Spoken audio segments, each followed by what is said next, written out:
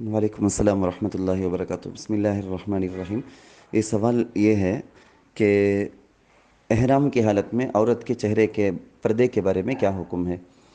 तो वाज़ी हो इसका जवाब भी तकरीबन वही है, बल्कि इसको मैं ज़रा वजाहत के साथ समझा देता हूँ। मैं एक बात यह है कि औरत को नामहरमों से अपने चेहरे का पर्दा करना लाजिम, एक हुक्म। और एक हुक्म है एहराम की हालत में औरत अपने चेहरे को कपड़ा लगने ना दें, ये अलग हुक्म। और ये दोनों बातों पर अमल करना एक ही टाइम कैसा हो सकता है।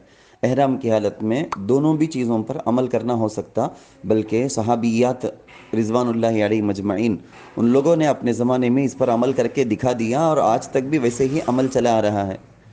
इस हुक्म को अंजाम देने के लिए औरत सहूलत के मुताबिक कोई ऐसी सूरत इख्तियार कर ले कि पर्दा भी हो, एहराम की पाबंदी पर अमल भी हो। मिसाल के तौर पर कैप है ना, हैट, हैट को इस्तेमाल करते हैं कि सर में वो लगा लिया, अब उसके ऊपर से कपड़ा डाल लिए तो क्या हो जाता है, पर्दे का पर्दा भी हो गया और हैट का सामने का हिस्सा दूर रहने की वजह से वो उस पर से लटका हुआ जो कपड़ा है वो चेहरे को लगता भी नहीं है। तो इस तरह से दोनों पर भी अमल हो जाता। लोगों को ये गलत फहमी हो गई है कि जब चेहरे पर कपड़े नहीं लगना है एहराम की हालत में तो इसका मतलब ये है कि नामहरम मर्दों से पर्दा नहीं जैसा है एहराम की हालत में बोल के। ये बड़ी गलती, बहुत बड़ा धोखा है।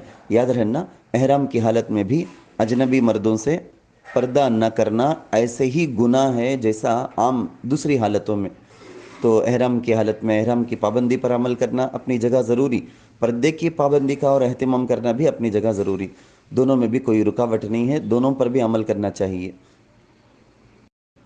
हम उम्मत में सलफ़ सालिहीन की औरतों को हम देखते हैं तो वो इस तरह से की हैं कि अपने ज़माने में भी वो पर्दे के हुक्म पर ऐसे ही अमल किए हैं कि खाना काबा से दूर दूर हटकर, मर्द करीब रहते तो दूर दूर हटकर तवाफ़ करती थी।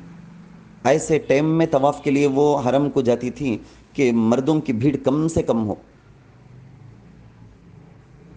अल्लाह ताला आलम।